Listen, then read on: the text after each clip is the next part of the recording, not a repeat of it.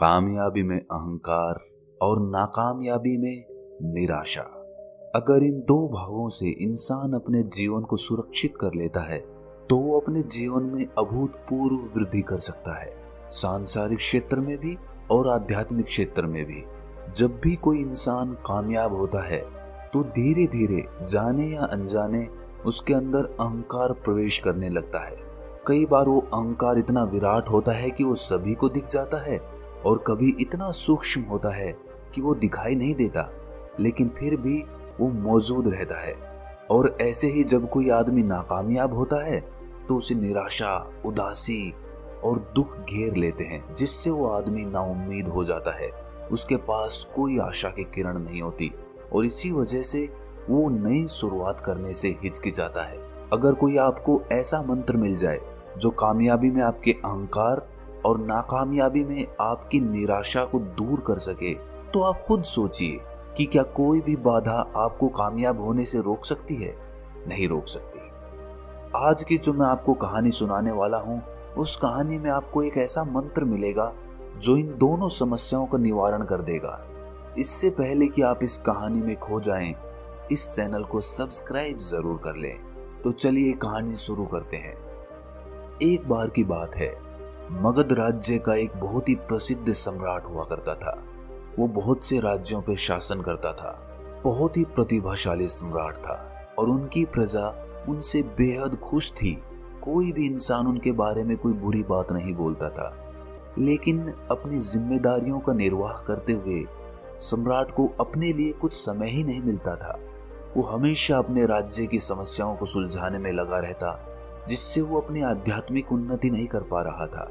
और वो सम्राट इस बात को लेकर परेशान था, क्योंकि कहीं ना कहीं उसे इस जीवन की निरर्थकता का आभास था। उसे पता था कि जीवन में कुछ भी कर लो, कुछ भी पाने या खोने जैसा नहीं रहता। आखिर में तो मौत सब कुछ खत्म कर देती है। इसीलिए उसने एक दिन अपने मंत्रियों और अपने राज्य के सभी विद्वानों की एक सभा बुलाई। दरबार में सब लोग बैठे हुए थे और सम्राट अपनी राजगद्दी पर बैठे हुए थे। सम्राट ने सभी को संबोधित करते हुए कहा कि सभी सभासद जरा हमारी बात पर गौर फरमाएं। देखिए, हम अपनी जिम्मेदारियां पूरे तरीके से निभा रहे हैं, लेकिन इन जिम्मेदारियों का निर्वाह करते हुए एक समस्या पैदा हो गई है। हमारे पास बिल्कुल भी वक्त नहीं बचता है कि हम शास्त्र पढ़ें, उपनिषद पढ़ें और बड़े बड़े ग्रंथ पढ़ें। मैं आप सभी विद्वानों से एक विनती करता हूँ, आप मुझे कोई एक पंक्ति का ऐसा सूत्र बता दें जिसमें सारे शास्त्र, सारे उपनिषद और सारे मोटे मोटे ग्रंथ उसमें समाहित हो जाएं, जिससे मुझे उन ग्रंथों के मूल, उन ग्रंथों के ज्ञान का भी पता चल जाए और मुझे अपना वक्त उन ग्रंथों को पढ़ने में भी ना बिताना पड़े। और जो भी विद्वान वो सूत्र मुझे बता देगा, मैं उसे मुंह मांगी कीमत दूंगा। राजा ने वो सूत्र ढूंढने के लिए अपने मंत्रियों को 1 सप्ताह का वक्त दिया।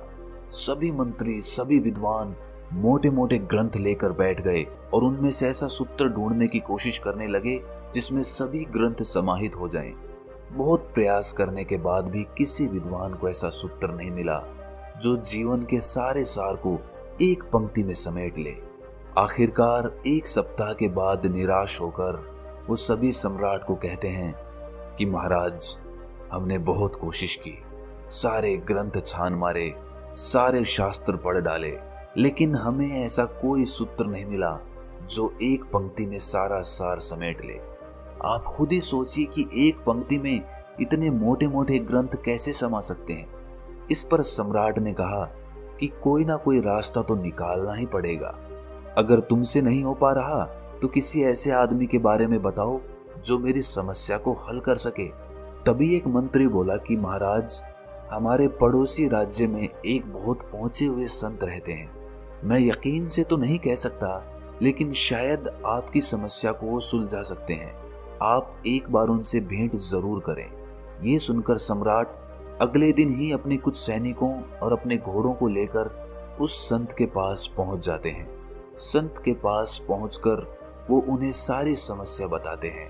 उसकी समस्या सुनने के बाद वो संत कहते हैं कि राजन, मेरे पास भी ऐसा कोई सूत्र तो नहीं है, ना ही मैंने कभी इसके बारे में विचार किया, लेकिन मेरे गुरु ने मुझे एक अंगूठी दी थी ये अंगूठी जो तुम मेरी उंगली में देख रहे हो, ये मेरे गुरु की भेंट की हुई है।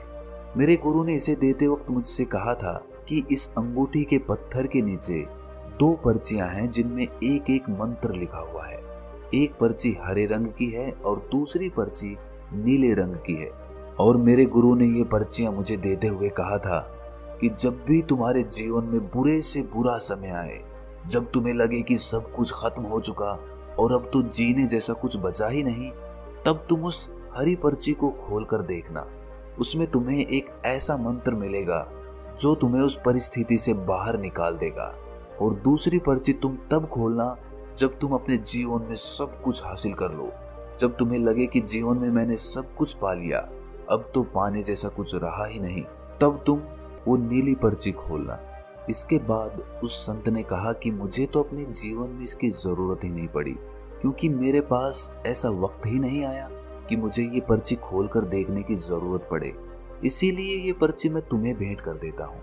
और ये कहते हुए उसने वो अंगूठी सम्राट को भेंट कर दी। सम्राट ने भी वो अंगूठी स्वीकार कर ली और अपने राज्य में वापस लौट आया।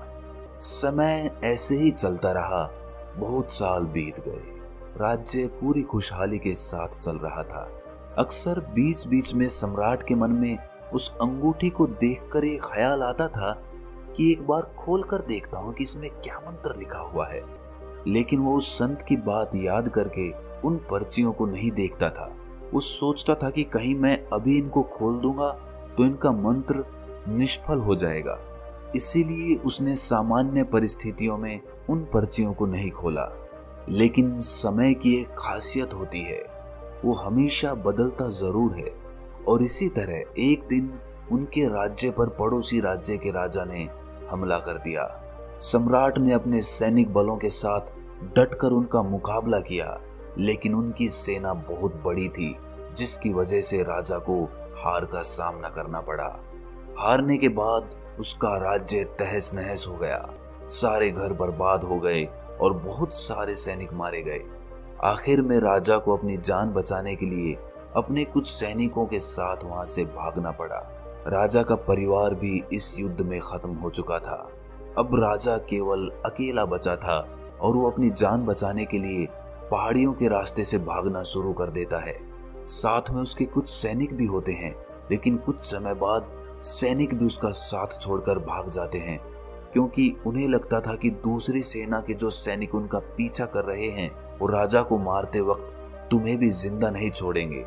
और यही सोचकर वो सैनिक अपने राजा को, अपने सम्राट को अकेला छोड़कर वहां से भाग जाते हैं। अब राजा अकेला रह गया था। कोई उसका साथ देने वाला नहीं था। वो दुर्गम पहाड़ियों पर अकेला अपने घोड़े पर सवार होकर उनको पार करता हुआ छुपता छुपाता आगे चला जा रहा था। लेकिन दूसरी सेना के सैनिक किसी भी कीमत पर उसको ढूंढकर मार देना चाहते थे और पीछा करते हुए वो उसके बहुत करीब पहुंच चुके थे। तभी राजा को उनके आने की आहट मिली। राजा तुरंत अपने घोड़े से उतरकर वहां पर कुछ झाड़ियों में छुप जाता है। राजा जब झाड़ियों में छुपा हुआ था तो उनके कदमों की आहट से राजा का दिल सहम जाता था। तभी झाड़ियों में छुपे हुए राजा को उस अंगूठी की याद आई और उसने छुपे छुपे ही उस अंगूठी के ऊपर वाला पत्थर निकाला और उसमें से हरे रंग की पर्ची निकाली जो उस संत ने बुरे वक्त के लिए बताई थी। राजा ने वो पर्ची खोलकर पढ़ी और उसके बाद उसके चेहरे पर मंद मंद मुस्कान आने लगी। उस पर्ची में लिखा था कि ये वक्त है, ये भी बीत जाएगा। ये मंत्र पढ़ने के बाद उस सम्राट के मन को हिम्मत मिली और वो वहीं पर छुपा रहा। पूरी रात ढूंढने के बाद जब सैनिकों को सम्राट कहीं भी नहीं मिले तो वो वहां से खाली हाथ लौट गए। इसके बाद अगले दिन सुबह सम्राट उन झाड़ियों में से निकल कर आता है। ये मंत्र उसे बहुत ही सार्थक लगा कि वक्त है, ये भी बीत जाएगा। और इससे उसे बहुत हिम्मत मिली और उसने अपनी बची कुची टुकड़ी लेकर फिर से अपनी सेना तैयार की और कुछ समय बाद अपने पड़ोसी राज्यों से मदद लेकर उसने अपनी दुश्मन सेना पर हमला कर दिया। उसने पूरी हिम्मत के साथ वो जंग लड़ी और आखिर में वो जंग को जीत गया और उसे अपना राज्य फिर से वापस मिल गया। अब फिर से राजा के वही दिन वापस आ गए थे, बल्कि वो उससे भी ज्यादा प्रसिद्ध हो गया था, क्योंकि उसने एक छोटी सी टुकड़ी के साथ एक बहुत बड़ी सेना को हरा दिया था, जिससे पूरे देश में उसकी प्रसिद्धि, उसकी प्रतिष्ठा पहले के मुकाबले कई गुना ज्यादा बढ़ गई थी। और अब उस सम्राट को लगने लगा कि मैंने अपने जीवन में सब कुछ फतेह कर लिया, अब जीवन में कुछ भी पाने जैसा नहीं रहा, सब कुछ मैंने भोग कर देख लिया। तभी उसे उस अंगूठी की फिर से याद आई, और उसे याद आया कि संत ने कहा था कि इसमें जो नीली पर्ची है उसे उस वक्त खोलना जब तुम्हारे पास सब कुछ हो, जब तुम्हें किसी चीज की कोई इच्छा ना रह जाए, और जब तुम्हें लगे कि तुमने सब कुछ हासिल कर लिया हो। ये सोचकर उसने उस अंगूठी का पत्थर हटाया और वो नीले रंग की पर्ची निकाली। उसने वो पर्ची खोल कर देखी, और देखने के बाद उसके चेहरे पर उदासी छा गई। ऐसा उस पर्ची में क्या लिखा था? उस पर्ची में लिखा था कि ये भी वक्त है और ये भी बीत जाएगा। कुछ देर उदास रहने के बाद वो सम्राट बहुत जोर जोर से हंसने लगता है, क्योंकि उन पर्चियों में उसे पूरे जीवन का सार मिल गया था। सारी ग्रंथों का ज्ञान उस पर्ची में समाहित था। मंत्र एक ही था कि ये भी वक्त है, बीत जाएगा। लेकिन यही सारी किताबों का, यही सारे शास्त्रों का और यही सारा ज्ञान है जो इस एक पंक्ति में समाहित है। ये भी वक्त है, बीत जाएगा। अक्सर हम जब नाकामयाब होते हैं, जब हमारा कोई काम सफल नहीं होता, तो हमारा मन घोर निराशा से भर जाता है, हमें कोई रास्ता नजर नहीं आता। लेकिन अगर ऐसे वक्त में भी आदमी ये मंत्र याद रखे कि ये भी वक्त है, बीत जाएगा, तो वो इंसान कभी भी हिम्मत नहीं हार सकता और ना ही उदासी उसे कभी घेर सकती है। ऐसे इंसान फिर से नई शुरुआत करते हैं और जीवन में आगे बढ़ते हुए सफलता हासिल कर लेते हैं। लेकिन सफलता हासिल करने के बाद भी उन्हें अक्सर अहंकार आ जाता है। मन अहंकार को पकड़ ही लेता है। लेकिन अगर ऐसे वक्त में भी इंसान इस मंत्र को याद रखे कि ये भी वक्त है और ये भी बीत जाएगा, तो उस इंसान को सफलता में भी अहंकार नहीं मिलेगा। और इस एक मंत्र के द्वारा इंसान अपने आप को सुख और दुख, कामयाबी और नाकामयाबी, इन दोनों चीजों के पार उतार सकता है और जीवन की निरर्थकता को समझ सकता है। आखिर में तो दोस्तों जीवन निरर्थक ही है, क्योंकि मौत सब कुछ खत्म कर देती है। आखिर में कुछ भी नहीं बचता।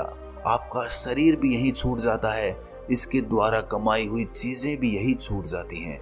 और जब आपको अपने जीवन की निरर्थकता का आभास होने लगता है, तो आप जीवन की सार्थकता को जानना चाहते हैं। तब आप वो जानना चाहते हैं जो शाश्वत है और जो मृत्यु के बाद भी तुम्हारे साथ रहता है। वहीं से सत्य की खोज शुरू होती है और वहीं से ज्ञान का मार्ग खुलना शुरू होता है।